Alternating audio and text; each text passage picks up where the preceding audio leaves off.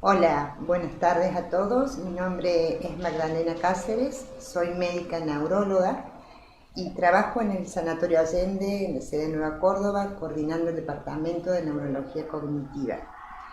Y la verdad que es muy lindo poder recibirlos en esto, que espero que sea una charla, una conversación, y compartir con ustedes mi interés, que está relacionado ya hace más de 20 años, por conocer las enfermedades neurológicas que cursan con problemas de memoria y la construcción de hábitos saludables que nos ayuden a mantener una salud cerebral y un bienestar emocional adecuado en el proceso de la vida.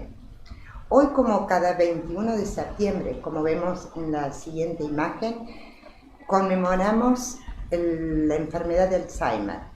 Esta fecha fue promovida por la Organización Mundial de la Salud y la Federación Internacional de Alzheimer en orden de poder recordar a aquellas personas que sufren esta enfermedad y a sus familias. Pero también es un instante, una instancia que utilizamos para promover mensajes que creen conciencia en la comunidad, mensajes de prevención y compartir algunos aspectos en cuanto a los avances. Así que, como ven ustedes, tenemos estas cintitas violetas que se llaman lazos solidarios, que son cintas tangibles, concretas, que expresan en todo el mundo nuestro recuerdo a quienes padecen esta enfermedad. Y la verdad que fue descubierta o fue descrita por Alois Alzheimer y Kraepelin ya en el 1906. Imagínense todo lo que ha transcurrido desde entonces hasta ahora, 2021. Y la verdad que la enfermedad de Alzheimer se ha convertido en un paradigma que nos ha enseñado muchísimo acerca de las distintas trayectorias en el proceso de envejecer, especialmente en relación a la declinación cognitiva y a la pérdida de memoria.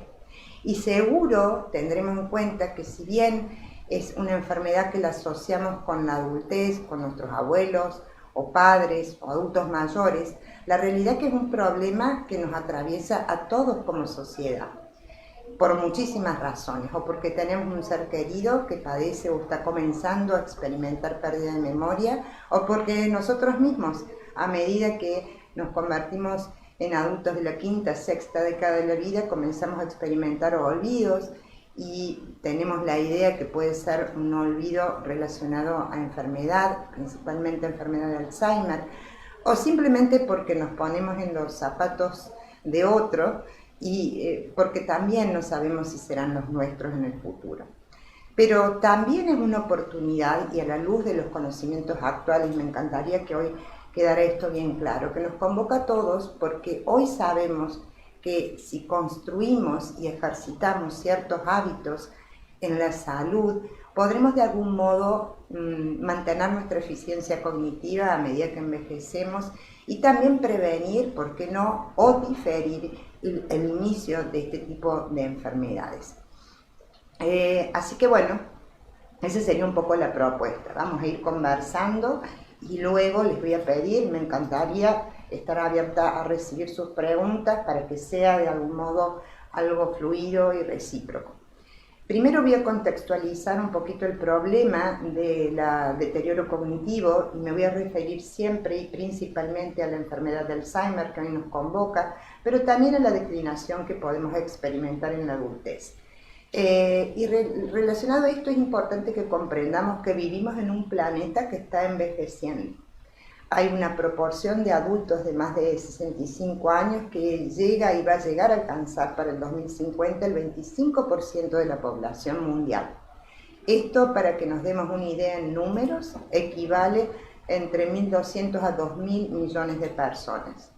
Y lo cierto es que la prevalencia aumenta a medida que aumenta nuestra edad de sufrir ciertas enfermedades como lo es o como lo son las demencias, y dentro de ellas la enfermedad de Alzheimer, que es la demencia más frecuente. Alcanza el 56% de las causas de deterioro cognitivo. Y sabemos que hoy la prevalencia de esta enfermedad es aproximadamente un 8%, y esto significa que hoy hay unos 50 millones de personas sufriendo algún tipo de deterioro cognitivo y se espera que para el año 2050 este número aumente a aproximadamente 153 millones de personas.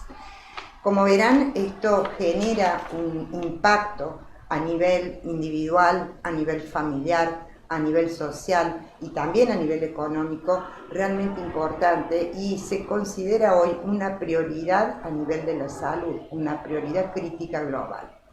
Dicho esto, y teniendo en cuenta también que Latinoamérica tiene un contexto y un paisaje bastante particular, le imprime también una situación diferente, no porque sea menos prevalente, tiene una prevalencia similar a la de los países en desarrollo, sino porque tenemos condiciones socioeconómicas muy desiguales, acceso a posibilidades de salud muy desigual, políticas distintas, y la verdad que aún tenemos lamentablemente un alto índice de baja educación, incluso analfabetismo, que son, como veremos después, factores de riesgo para la enfermedad. Teniendo en cuenta esto, creo que es algo que nos convoca y nos atraviesa a todos como sociedad y es útil conocer para poder no solo estar informados, sino tomar acción. Bueno, vamos a avanzar entonces un poco en qué es el deterioro cognitivo al que nos estamos refiriendo, y para hablar de esto vamos a pensar en una persona en su edad adulta que aún, por ejemplo, está activa en su trabajo y que comienza a experimentar cambios tanto en la esfera cognitiva, por ejemplo, en su memoria, sobre todo la memoria reciente, en algunos aspectos del lenguaje, como por ejemplo no encontrar las palabras adecuadas o notar que el discurso se empobrece, que pierde vocabulario, dificultades a veces en realizar trayectos conocidos, desorientándose u olvidarse de la fecha, dificultades para tomar decisiones, para actuar de una manera natural o realizar sus tareas habituales de manera eficiente, cambios en la posibilidad de tomar decisión, de generar pensamiento lógico, discernimiento lógico, y otros cambios que tienen que ver también con la esfera del ánimo, cambios repentinos del humor, irritabilidad, se enojan sin motivo, o bien pierden interés o se observa una pérdida progresiva de interés en sostener tareas que antes le eran agradables o de gusto. Aparición de un cuadro de ánimo bajo o de depresión o cambios inclusive en la personalidad. De pronto una persona que no era celosa se torna celosa sin motivo o con temor al robo o con miedos. Si todos estos cambios que afectan la esfera cognitiva o conductual van apareciendo, instalándose de manera progresiva y generan un cambio en el modo en que esa persona se maneja en su día a día, que llega a interferir con la actividad de la vida. Actividades que serán desde más complejas a más básicas según cuando nos encontremos con esta persona, por ejemplo, en una instancia de consulta médica. Estos cambios pueden ser al principio muy sutiles y solo presentarse en el trabajo o con aspectos financieros, y a medida que la enfermedad avanza, complementar actividades instrumentales, el cómo hacer las cosas, que habitualmente hacíamos, o bien ya al avanzar aún más la enfermedad compromete habilidades básicas como son la higiene, la vestimenta, la alimentación, la deambulación.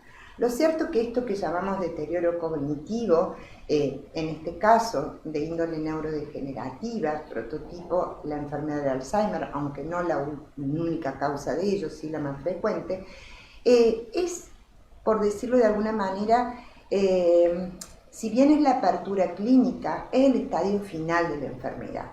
Y hemos aprendido muchísimo en este último tiempo y hoy sabemos que en realidad la enfermedad comienza muchos años antes, entre 15 y 20 años antes de que se produzca toda esta expresión clínica que lleva a la persona o que es llevada por la familia a la persona a la consulta médica. Y existe una serie de etapas que llamamos etapas preclínicas o etapas incipientes de deterioro clínico, y la etapa ya más característica de la que todos nos damos cuenta de que algo está pasando, que hoy sabemos y que hoy se puede investigar a través del avance de estudios complementarios de diagnóstico. La principal o la prioritaria desde el punto de vista de la salud, de los profesionales quienes intervenimos en el diagnóstico, la idea o tal vez nuestro principal objetivo es poder llegar lo antes posible al diagnóstico. En esa etapa muy incipiente de la enfermedad, que vamos a llamar deterioro leve de tipo amnésico, o bien recién cuando incluso antes de que los síntomas hayan comenzado.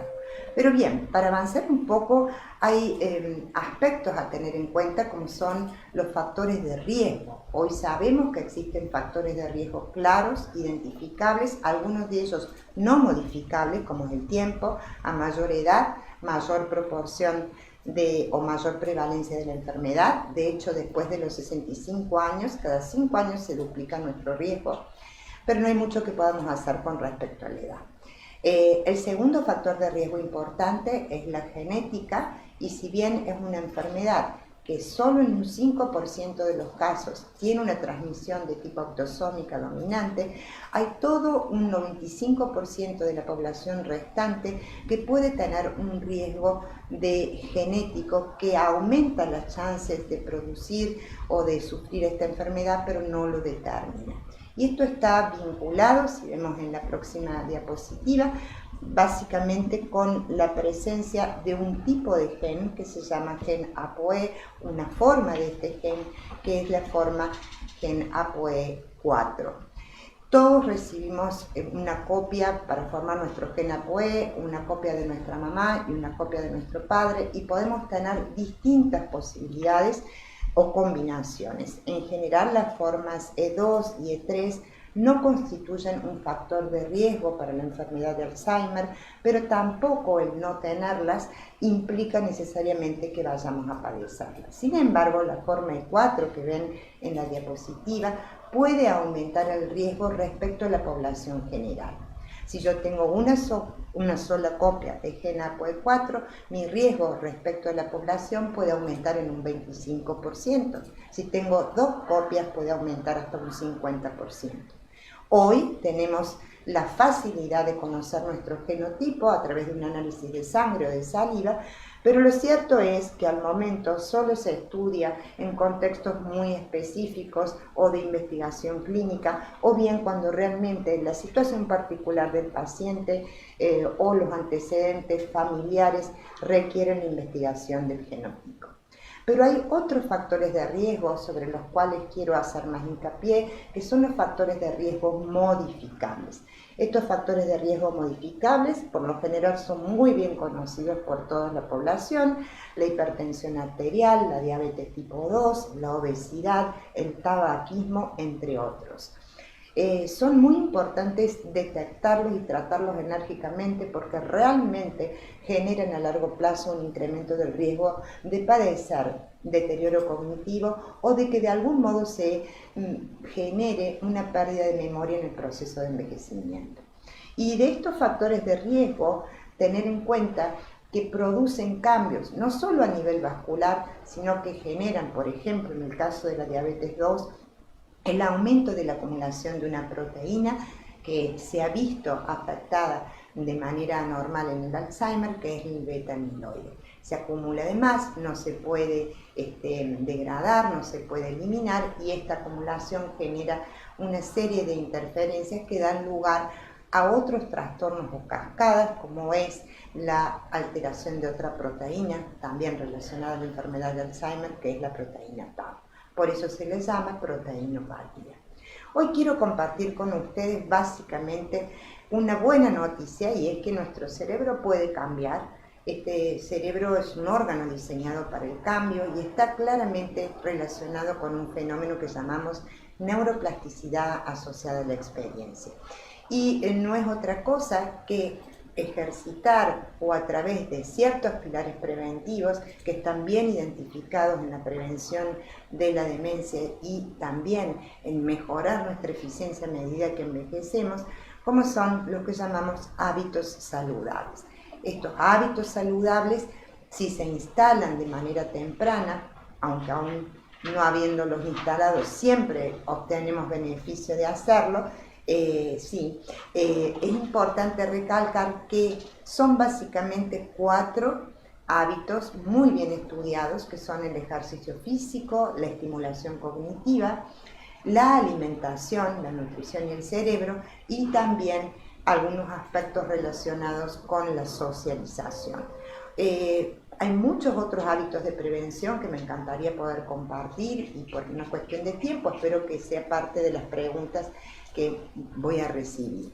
Dentro de los hábitos que voy a conversar antes de abrir a las preguntas, me gustaría hacer hincapié en 3 hábitos que son muy frecuentemente indicados por todos los profesionales médicos y de la salud, pero no siempre son tenidos en cuenta a la hora de ponerlos en práctica. Y un hábito, recuerden que es un patrón o ruta que el cerebro aprende, básicamente teniendo en cuenta 2 aspectos: la repetición y el tiempo. Para que se genere un cambio favorable en el cerebro, debemos hacerlo de manera regular. Y hay 3 aspectos importantes, como les decía, uno la estimulación cognitiva, y hoy voy a comentar y seguramente en las preguntas podremos ampliar qué actividades realmente resultan novedosas, desafiantes y que pueden contribuir a generar nuevas conexiones sinápticas y reforzar la neuroplasticidad y protección del cerebro para tener una memoria ágil y eficiente. Muchos de ustedes seguro hacen sopas de letras, sudoku, crucigramas, juegos de mesa, lectura, aprenden un nuevo idioma, y todas estas son actividades que en general se denominan actividades de estimulación cognitiva, son inespecíficas pero altamente tienen un alto impacto, significativo impacto, siempre y cuando cumplan un criterio que es que sean de cierta complejidad y desafío.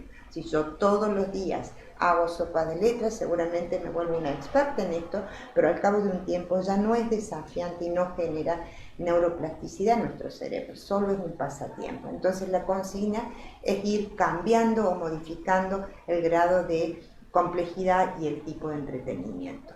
Existen también herramientas más específicas, como la estimulación cognitiva guiada por un profesional que ya trabaja con ejercicios diseñados para poder acompañar, compensar o activar un proceso cognitivo específico. Generalmente se hacen en formato individual o en formato taller. El segundo de los puntos es la nutrición. Nutrición hoy y en este último tiempo ha cobrado gran interés, sobre todo por su relación con un aspecto importante y novedoso que es la microbiota intestinal. De hecho, hay todo un estudio que se llama Eje Intestino-Cerebro, en el cual realmente estamos descubriendo la verdadera relación que hay entre lo que comemos y cómo podemos gozar de una buena salud cerebral o de sentirnos anímicamente bien. Y hay una dieta en particular, dieta no en el sentido restrictivo, sino en la calidad de los alimentos que comemos y en el tipo de alimentos que elegimos, que es la dieta Mind o dieta para la mente, que básicamente ha combinado 2 aspectos, 2 paradigmas dietarios ya conocidos que son beneficiosos, que es la dieta mediterránea y la dieta DASH, que es una dieta diseñada para la hipertensión arterial crónica.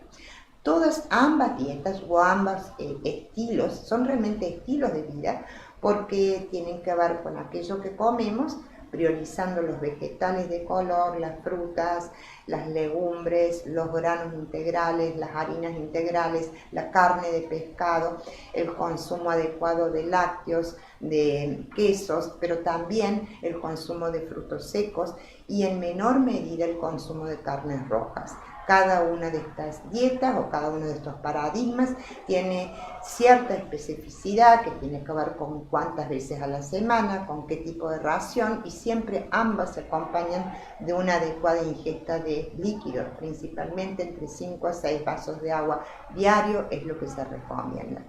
Toda dieta tiene que ver también no solo con el tipo de alimento que elegimos, sino cómo comemos. qué atención le damos al proceso de alimentarnos, cuánto presente estamos en esto, y esto es lo que llamamos alimentación plena o alimentación consciente. Y nos permite tener un registro más adecuado de la saciedad y ayuda a evitar, por ejemplo, entre otras cosas, el comer por ansiedad o regular nuestras emociones a través de la alimentación.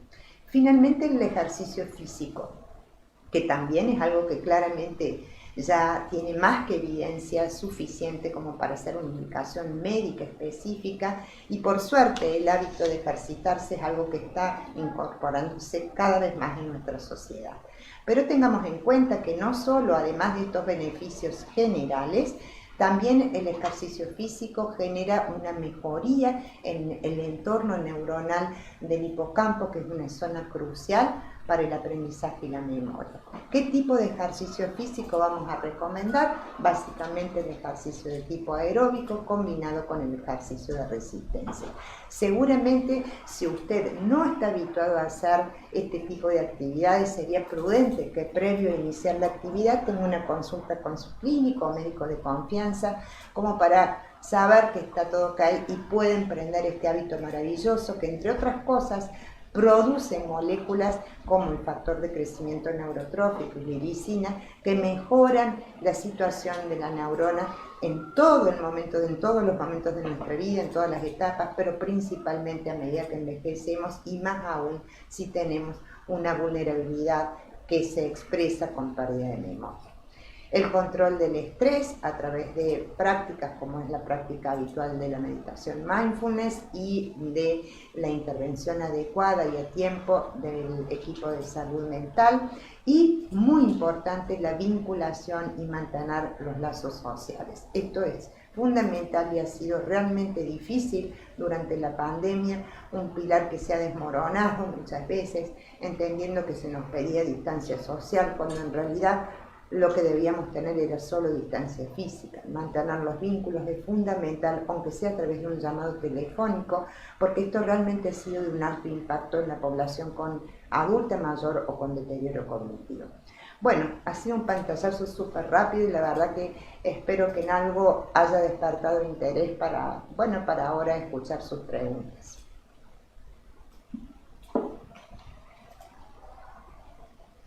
Bien. La primera pregunta dice: ¿existen vitaminas que ayuden a mejorar la concentración?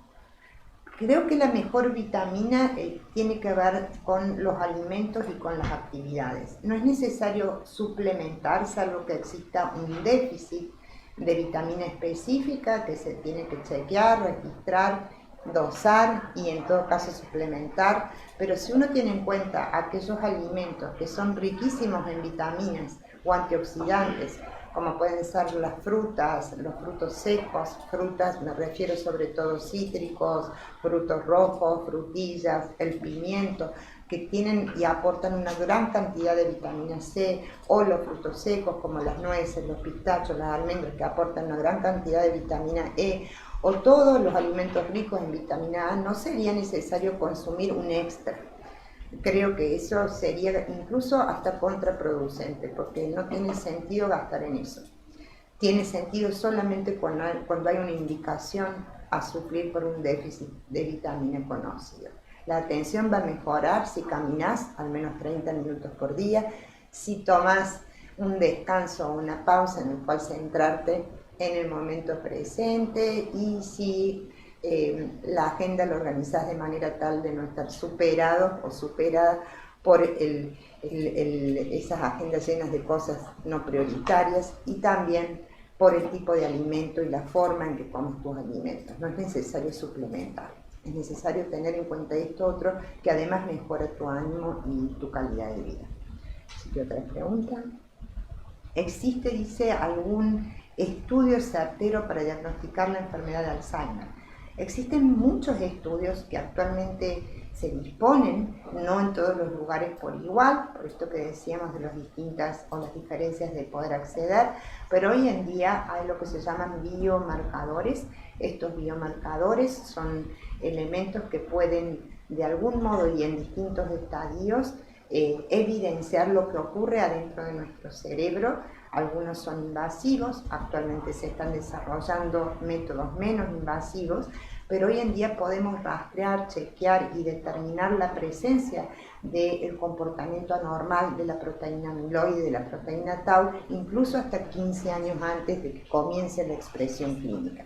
Esto se puede hacer a través de estudios de neuroimagen funcional, a través de tomografía por emisión de positrones con biomarcadores específicos para amiloide y tau, a través de otros métodos complementarios como son la punción lumbar, que permiten también extraer líquido encefalorraquídeo y observar el porcentaje que tenemos de estas proteínas, amiloide y tau, con una sensibilidad y especificidad bastante alta. Y también a medida que la enfermedad avanza, obviamente ya los estudios de resonancia magnética nuclear estructural nos permiten ver los cambios típicos de la enfermedad, que tienen que ver sobre todo con el volumen de algunas estructuras que son significativas para la memoria, como es el hipocampo. Se está desarrollando y seguramente en muy poco tiempo tendremos también en nuestro medio la posibilidad de realizar este estudio de biomarcación retirando sangre, es decir, con un análisis de sangre muy sencillo que nos va a permitir evaluar la cantidad de proteína o la presencia de proteína fosfotau y ese es un marcador claramente muy significativo. Y también, como les dije antes, el estudio del genotipo que nos permite chequear nuestro riesgo genético. Por otro lado, hay valoraciones clínicas como la evaluación neurocognitiva, que es una serie de test que se toman para poder chequear el perfil, la performance que esa persona tiene en un momento dado, tanto de su atención, memoria, lenguaje, habilidades visoespaciales, visoconstructivas, lenguaje, función ejecutiva, etcétera, así como del ánimo, que como tienen un baremo claro nos permiten saber cuándo nos estamos alejando de la media normal para nuestro grupo etario, nivel educativo, y en este caso son indicadores también bastante fieles de cómo está nuestro funcionamiento cognitivo. Así que sí, hoy podemos responder esto con propiedad y con seguridad, cada vez nos acercamos más, con más precisión al diagnóstico de enfermedad de Alzheimer certero. A ver, otra preguntita. Dice, tengo 45 años y hace un tiempo me di cuenta que no recuerdo cosas que viví entre los 3 y los 5 años y tampoco las que me sucedieron a los 25 o 30. ¿Puede ser un síntoma de enfermedad de Alzheimer?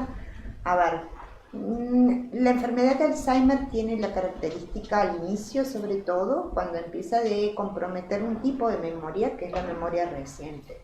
Esta memoria episódica de eventos que me pasaron o que me contaron o que me dijeron o que escuché o que leí recientemente. Entonces, generalmente no se ve afectado hasta pasado ya mucho tiempo de transcurso de la enfermedad la memoria remota. Por ejemplo, los recuerdos de la infancia quedan bastante conservados y de hecho durante mucho tiempo el paciente se maneja recordando una y otra vez aquellas cosas que quedaron más presentes. Así que no creo que en esta instancia que me cuentas se trate de un síntoma de enfermedad de Alzheimer. Puntualmente puede ser alguna otra razón que genere cierta dificultad para evocar esos eventos y no siempre recordamos todo. La memoria, así como es capaz de recordar, también tiene como función a veces borrar, ¿no? Y no necesariamente es un signo de enfermedad, al menos no de enfermedad de Alzheimer. Otra preguntita dice, hola, tengo problemas para dormir y tomo medicación para conciliar el sueño. Quisiera saber si esto puede afectar la memoria a largo plazo.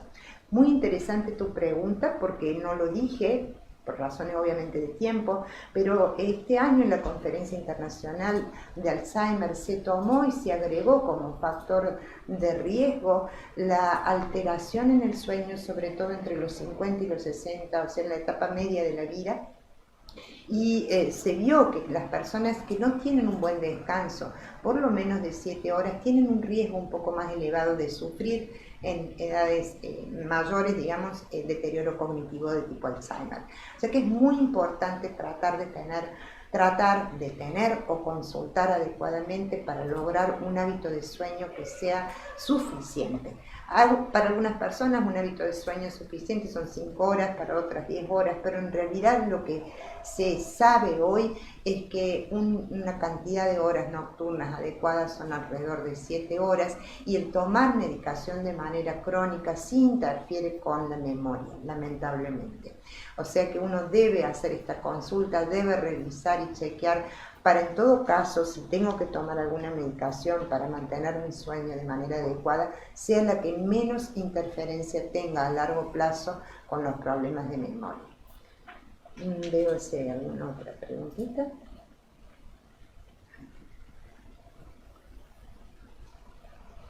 ¿Es normal que los adultos mayores sean más agresivos cuando están comenzando con estos cuadros? Bueno, supongo que la pregunta es si es frecuente. Normal claramente no es, pero frecuente sí es. Puede ser no necesariamente agresividad, pero sí puede haber cambios inesperados en la conducta de una persona que venía funcionando de un modo determinado y de pronto se torna más irritable o más reactivo o menos tolerante, más impaciente, y a veces incluso puede haber cierta desinhibición con agresión verbal. Pero debemos desmitificar esto de pensar que el paciente con enfermedad de Alzheimer es necesariamente una persona agresiva o que puede generar un daño. En realidad estas conductas que llamamos conductas desafiantes, que se pueden dar a lo largo de la enfermedad, la gran mayoría de las veces responden a algún problema en el medio ambiente, es decir, hay alguna necesidad que esa persona sigue experimentando, que no puede expresar o no puede satisfacer, y por lo general cuando logramos de algún modo manipular adecuadamente el medio ambiente, cosas que parecen sonzas, como puede ser la temperatura del medio ambiente, o el hecho de que pueda tener sed, o que pueda tener hambre, o que pueda tener ganas de sentirse acompañado, o que esté aburrido. Muchas veces eso puede desencadenar ciertas conductas que parecen ser relacionadas a cambios propios de la enfermedad y en realidad tienen que ver con no poder satisfacer o expresar necesidades, y en esto es muy importante la psicoeducación al familiar o al cuidador informal, que es quien pasa el día a día con estas personas, con estas pacientes. Vemos otra más. A ver, ¿qué tipos de ejercicios físicos están recomendados? Bueno, el ejercicio físico, dos aspectos. Esto es tanto para la persona que está cursando con un deterioro cognitivo, como para la persona que tiene salud o que tiene otro tipo de problemas, pero que necesita o quiere hacer algo para construir una salud cerebral, cognitiva y emocional adecuada.